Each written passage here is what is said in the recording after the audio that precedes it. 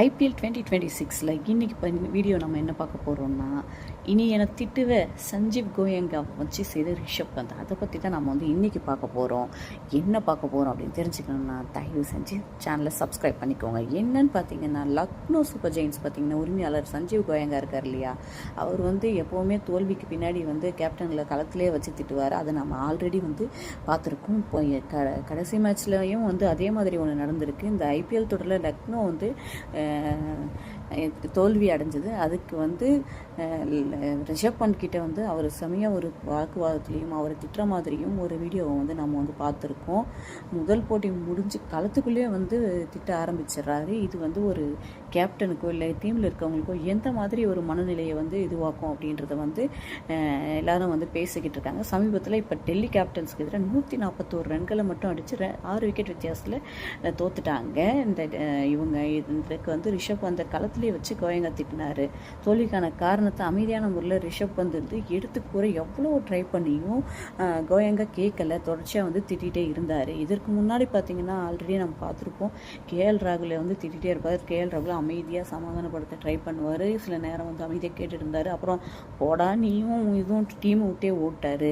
ஆனால் ரிஷப் பண்ட் 27 கோடிக்கு அவங்க எடுத்திருக்காங்க அப்படின்னும் போது போன சீசன்லேயும் அவர் கொஞ்சம் ஏமாற்றத்தை தான் அளித்தார். ரிஷப் பண்ட்டுக்கும் இதே மாதிரி ட்ரீட்மெண்ட்டை தான் அவர் கொடுத்துக்கிட்டு இருக்காரு. இதனால் அவர் அணியை விட்டு வெளியேறுவாரோ அப்படின்னு லக்னோ சூப்பர் ஜெயின்ஸ் ரசிகர்கள் ரொம்ப ஒரியாக இருக்காங்க.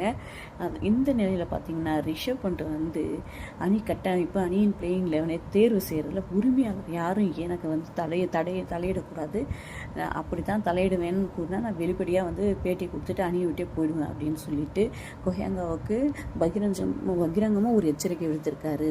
இதெல்லாம் ட்ரெஸ்ஸிங் ரூமில் நடைபெற்ற மீட்டிங்கில் ரிஷப் பந்த் சொல்லியிருக்காரு அப்படின்னு சொல்லிட்டு ஒரு நியூஸ் சொல்கிறாங்க. அதுக்கப்புறம் பார்த்தீங்கன்னா கோயங்கா அதுக்கு எந்த ரிப்ளையும் பண்ணலை. ரிஷப் பேசுனது கேட்டு அப்படியே எழுந்து வெளியே போயிட்டாரு அப்படின்னு சொல்கிறாங்க. களத்தில் அதிரடிக்கு பேர் போன ரிஷப் பந்த் தற்போது கோயங்காவை தனது அதிரடி பாணியில் டீல் செஞ்சுருக்காரு. லெஃப்ட் ஹேண்டில் டீல் பண்ணுற மாதிரி அப்படின்னு சொல்கிறாங்க. என்ன காரணம்னா ரிஷப் பந்த் என்று இந்திய அணியில் ஒரு அந்தஸ்து இருக்குது. அவர் பார்த்தீங்கன்னா அந்த ஒரு டெஸ்ட் மேட்ச் விளையாடி கொடுத்ததுலேயே அவர் யாருன்றதை நிரூபிச்சிட்டாரு. T20 அணியில் நிரந்தர இடத்தை பிடிக்கலனாலுமே டெஸ்ட்டில் நிரந்தர விக்கெட் கீப்பராக இருக்கார். தற்போது கோயங்கா இப்படி களத்தில் வச்சு ரிஷப்பை அசிங்கப்படுத்துறது அவருடைய தன்னம்பிக்கையை குறைக்கும். இதனால் ஃபார்ம் அவுட் ஆக முடியும். போன சீசனில் இதே தான் இருந்தது. அதே போல் நிறைய திட்டிருக்காரு. பதட்டத்தோடய அவர் விளையாடினார். சில டாட் பால் ஆடினாலும் அவர் அடுத்த பால் இழுத்தடிக்க ட்ரை பண்ணி அது விக்கெட்டை பறி கொடுத்து அவர் சரியாக விளையாட முடியாத ஒரு இது போயிருந்தது. அதனால் கோயங்காவுக்கு ரிஷப் பந்த் கடும் எச்சரிக்கை விடுத்திருக்கார். ரிஷப் பந்த் அதே போல் பார்த்தீங்கன்னா T20 அணியிலையும் எப்படியாவது தன்னுடைய பிளேஸை தக்க வச்சுக்கணும் அப்படின்னு சொல்லிட்டு இது பண்ணிக்கிட்டு இருக்காரு. ஓப்பனாகவே நிறைய இதில் விளையாடுறதை நம்ம பார்த்துருப்போம். இஷான் சாம்சன் ஒருவருக்கு மாற்று வீட்டராக T20 இடம் பிடிக்க வேண்டும் அப்படின்னா ஓப்பனராக இவர் ஆடினா மட்டும்தான் முடியும். அதனால் IPL 26 அவர் பெரிய பெரிய தாக்கத்தை ஏற்படுத்தினா மட்டும்தான் இவரால் அந்த பிளேஸை பிடிக்க முடியுன்றது தான் அவருடைய மைண்டில் இருக்க வேண்டிய ஒரு இதுவாக இருக்கும். இது மட்டும் இல்லாமல் பார்த்திங்கன்னா இந்த கோயங்கா ஒரு கோமாளி அப்படின்னு சொல்லிட்டு ஒரு பேட்டி கொடுத்துருக்காரு. அது யார் கொடுத்துருக்காருன்னு பார்த்தீங்கன்னா முன்னாள் IPL முன்னாள் தலைவர் லலித் மோடி. லக்னோ உரிமையாளர் கோயங்கா ஆணவம் பிடித்த கோமாளி, அவருடைய பிஹேவியரால் மிகவும் சங்கடப்படுறேன். ரசிகர்களுக்காகவும் வீரர்களுக்காகவும் தான் IPL உருவாக்கினேன்.